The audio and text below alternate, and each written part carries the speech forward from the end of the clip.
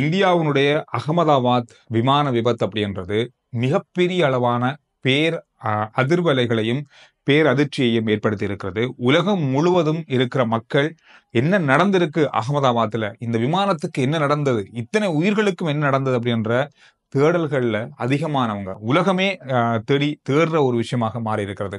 இன்று மதியம் 1:30 வரைக்கும், 1 மணிலிருந்து பகல் 1:30 மணிக்கு இடையில இந்த விபத்து இடம்பெற்றிருக்கிறது. இந்த விமானம் சாதாரணமான விமானம் இல்ல, மிக மிக பாதுகாப்பான ஒரு விமானம்னு சொல்லப்படுது.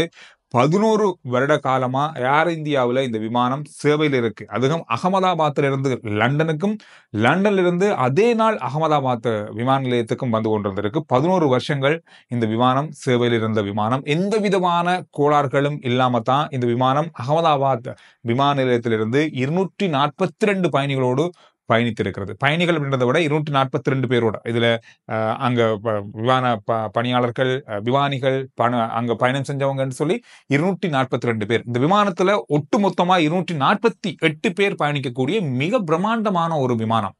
இந்த விமான விபத்து அப்படின்றது இன்று மிகப்பெரிய ஒரு அதிர்வலையை ஏற்படுத்தியிருக்கிறது. இதுவரைக்கும் செய்திகள்ல, தொலைக்காட்சிகள்ல, இந்திய ஊடகங்கள்ல இந்த விபத்துல 200க்கும் அதிகமானவங்க உயிரிழந்திருக்கலாம்னு சொல்லி அஞ்சப்படுது. அல்லது அவங்களுடைய உடல்கள் எடுக்கப்பட்டு உத்தியோகபூர்வமாக அறிவிக்கப்பட்டிருக்கிறது 200 பேர்.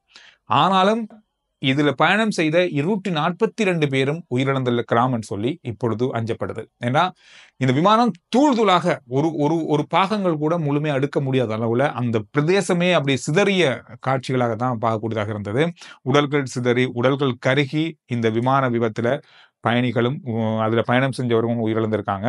இதுல 14 குழந்தைகள் பயணம் செஞ்சாங்க. இந்த 14 குழந்தைகளும் உயிரிழந்திருப்பதாகவும் சொல்லப்பட்டிருக்கு. இந்த விபத்துல விமானத்துல பயணம் செஞ்சவங்க மட்டுமல்ல, இந்த விமானம் விபத்துக்குள்ளான நேரத்துல ஒரு மருத்துவ கல்லூரி, பயிற்சி மருத்துவ கல்லூரியில விழுந்துதான் இந்த விமானம் விபத்துக்குள்ளாகி இருக்கு. அங்கிருந்து பயிற்சி பெற்ற அல்லது அந்த கட்டிடத்தில் இருந்த 5 பயிற்சி அதாவது வைத்தியர்களும் உயிரிழந்திருக்காங்க. பலர் இதுல காயமடைந்திருக்காங்க. இது மேலதிகமா இன்னும் அங்க உயிரிழப்புகள் ஏற்படலாம்னு சொல்லி மஞ்சப்படுது. அதோட பொதுமக்களும் இதுல உயிரிழந்திருக்காங்க. இது மக்கள் குடியிருப்புக்கு பக்கத்துல விழுந்தபடியா இதுல பொதுமக்களும் உயிரிழந்திருக்காங்கன்னு சொல்லி இப்ப சொல்லப்படுது. இதனுடைய எண்ணிக்கை தொடர்பாக இதுவரைக்கும் விவரங்கள் வெளியாகல. இந்த விமானம் புறப்பட்டு சரியாக 10 நிமிடத்துல தான் இந்த விமான விபத்து இடம்பெற்றிருக்கிறது. இந்த விமான விபத்து இடம்பெறுவதற்கு முன்பு விமானி இந்த விமானத்தை எப்படியாவது தரையிறக்கணும் அப்படின்ற நோக்கத்தோடு தான் விமான நிலையத்தை நோக்கி வந்ததாகவும், அவசர அழைப்பை ஏற்படுத்தி எங்களை பாதுகாருங்கள் என்று சொல்லி அழைப்பு விடுத்ததாகவும் சொல்லப்படுது முதல் கட்டமாக. ஆனாலும் விமான நிலையத்தை இந்த விமானம் வந்தடைவதற்கு முன்பே இது விழுந்திருக்கிறது. 800 அடி உயரத்திலிருந்து இந்த விமானம் தரையில விழுந்ததாக தான் இப்போதைக்கு சொல்லப்படுது. ஏன் இந்த விமானம் விபத்துக்குள்ளானது அப்படின்னு சொல்லி முதல்கட்ட தகவல்கள் சொல்லுது அப்படின்னு சொன்னா, இந்த விமானத்தினுடைய என்ஜின்கள்ல பறவைகள் மோதியன் காரணமாகவே என்ஜின் செயலிழந்துதான் இந்த விமானம் தரையில விழுந்திருக்கலாம் சொல்லி முதல் கட்டமான தகவல்கள் சொல்லுகின்றது. இது முற்றுமுழுதான 100க்கு 100% காரணம் இல்லைன்னு சொல்றாங்க. இதுக்கு காரணம் என்னன்னு சொன்னா, இந்த விமானம் புறப்படுறதுக்கு முதல்லயே எல்லா பரிசோதனைகளும், சாதாரணமா விமானம் பறப்படுறதுக்கு முதல் எல்லா பரிசோதனையும் செய்வாங்க. எந்த ஒரு பரிசோதனை மிச்சம் இல்லாம இந்த விமானம் பறப்பதற்குரிய அத்தனை தகுதியும் இருந்ததாக சொல்லப்படுது. இந்த விமானத்துல எந்த கோளாறுகளும் இருக்கல விமானம் புறப்பட வரைக்கும் என்ற ஒரு தகவலும் சொல்லியிருக்காங்க. இந்த விமானத்தினுடைய 2 என்ஜின்கள் இருக்கு. அதுல ஒரு என்ஜின்ல கூட பறவைகள் தாக்கியிருந்தாலும் மற்ற என்ஜின் மூலமாக லண்டன் வரைக்குமே பறக்கக்கூடிய பலம் வாய்ந்தது இந்த விமானம். கிட்டத்தட்ட 13,500 கிலோமீட்டர்கள் தொடர்ச்சியாக பறக்கக்கூடிய விமானம் சொல்லப்படுது. இது அந்த அளவுக்கு பலம் வாய்ந்த பெரிய விமானம். 248 பேர் பயணிக்கலாம். ஆனா இந்த விபத்து நடக்கும்போது 242 பேர் பயணிச்சிருக்காங்க. அதோட மட்டுமில்லாமல் இந்த விமானத்துல விபத்து ஏற்பட்ட போது 2 என்ஜின்களும் பழுதடைந்திருக்கலாம்.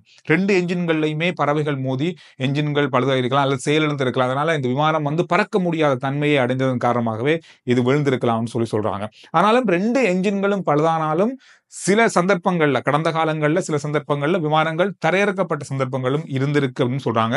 இது எந்த அளவுக்கு சேதமடைந்தது என்ற அளவு கூட இருக்கு. எனவே இந்த அடிப்படையில இந்த விமானத்தினுடைய விபத்து இன்றைய நாள்ல இடம்பெற்றிருக்கிறது.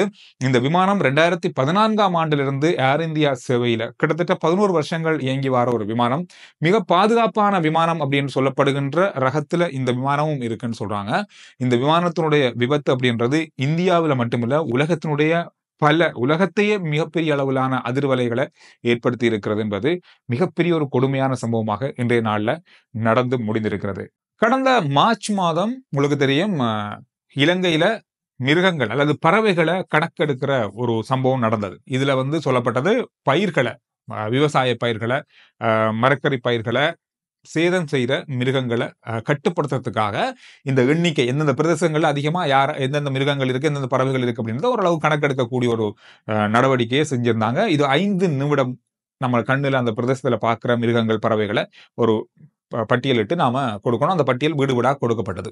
இதனுடைய முடிவு இன்றைய நாள்ல வந்திருக்கு. இதுல குரங்குகள், மயில்கள், அதே போல அணில்கள் இதெல்லாம் எண்ணப்பட்டது. இதுல என்னென்ன எவ்வளவு அப்படின்ற பட்டியலை இன்றைய நாள்ல வெளியிட்டிருக்காங்க. குரங்குகள் 5.17 மில்லியன், கிட்டத்தட்ட 51,70,70,000 குரங்குகள் இந்த கணக்கெடுப்புல கண்டுபிடிக்கப்பட்டிருக்கு. மந்தி அப்படின்றது உங்களுக்கு தெரியும், குரங்கு இனம் தான். கொஞ்சம் வால் நீளமா இருக்கும், முகம் கொஞ்சம் நீளமா இருக்கும், இந்த மாதிரி இருக்கக்கூடிய இனம்.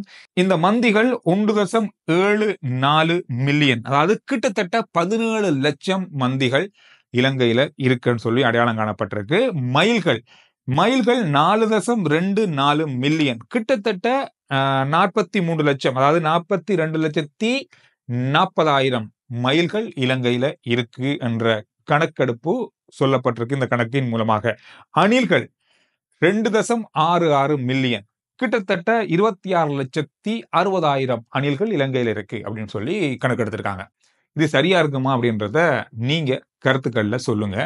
இலங்கையில வாகன விபத்துக்கு குறைவில்லை. அதுல குறையுமா இனி என்று கேட்டா அதுக்கு கேள்விதான். அதுல எந்த மாற்றமும் இல்லை. அது எப்ப குறையும் அப்படின்னு சொல்ல முடியாது. ஏன்னா அந்த அளவுக்கு பாதுகாப்பு அற்ற பாதைகள் இருக்கு. விபத்தை ஏற்படுத்தக்கூடிய பல இடங்கள் நாமளே பார்த்திருக்கோம்.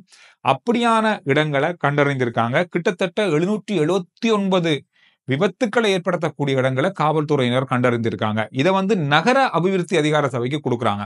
இவங்க அதை சரி செய்யணும். இந்த இடங்களுக்கு பெண்டண்டா அதுக்குரிய குறியீடு போடணும், அதுக்கான வளைவுகளுக்கான கோடுகள் பண்ணணும், அதை சரியான முறையில் பாதுகாக்கணும், அங்க மலையக பிரதேசம் அதுக்கு பேரியர் இருக்கணும், இந்த மாதிரியான பல விஷயங்கள் உருவாக்கப்படணும். இது 779 போது இதெல்லாம் செய்து முடிக்கிறதுக்கு எத்தனை வருஷம் ஆகும்? நகர அபிவிருத்தி அதிகார சபை இதை இப்ப கணக்கில் எடுத்து இதெல்லாம் செய்ய போறாங்க. அதுக்கு இலங்கையில இந்த விபத்தால எத்தனையோ உயிர்கள் பலியாக கூடிய வாய்ப்புகள் இருக்கு. என்னதான் சரி இதெல்லாம் முடிஞ்சுன்னு வைங்க, சாரதிகள் சரியான முறையில பயணம் செய்யாட்டி விபத்து நடக்கத்தான் செய்யும். நாட்டினுடைய அனைத்து சிறைச்சாலைகளுக்கும் கிட்டத்தட்ட 28 சிஐடி குழுக்கள் அனுப்பப்பட்டிருக்கிறது. புலனாய்வு பிரிவினர் அனுப்பப்பட்டிருக்காங்க நாட்டின் அனைத்து சிறைச்சாலைகளுக்கும். காரணம்னு சொன்னா, முறைகேடாக கடந்த நாட்கள்ல பேசப்பட்ட மிக முக்கியமான விஷயம், ஜனாதிபதி பொது மன்னிப்புல கொடுக்கப்படுகின்ற பட்டியலையும் தாண்டி அதிகமானவர்கள் விடுதலை செய்யப்பட்டு முறைகேடு நடந்திருக்கிறது. இதை கண்டறிவதற்கான விசாரணைகள் இப்பொழுது நடந்து கொண்டிருக்கிறது. இதுவரைக்கும் 68 முதல் 80 பேர் முறையற்ற முறையில ஜனாதிபதி சைன் பண்ணாதவர்கள் விடுதலை செய்யப்பட்டிருக்கார்கள். எனவே இன்னும் இது மேலும் அதிகரிக்கலாம். இன்னும் பல தகவல்கள் இதுல தொடர்ச்சியா வந்து கொண்டிருக்கு. இன்றைய நாள்ல சிறைச்சாலையினுடைய ஊடக பேச்சாளர் தன்னுடைய பதவியை ராஜினாமா பண்ணியிருந்தார். உடனடியாக அதுக்கு அந்த பதவிக்கான நியமனமும் வழங்கப்பட்டிருந்தது. எனவே இப்பொழுது இந்த விஷயம் பெரிய அளவா பேசப்படுற விஷயம். இது தொடர்பா பல கோணங்கள்ல விசாரணைகள் ஆரம்பிக்கப்பட்டிருக்கு. எனவே இந்த விஷயங்கள் தான் இன்றைய நாள்ல பார்க்கப்பட்ட மிக முக்கியமான செய்திகள். RJ Chandru report YouTube channel, Facebook page, WhatsApp channel எல்லாத்தையும் ஃபாலோ பண்ணுங்க. அடுத்த வீடியோல நான் உங்களை சந்திக்கிறேன்.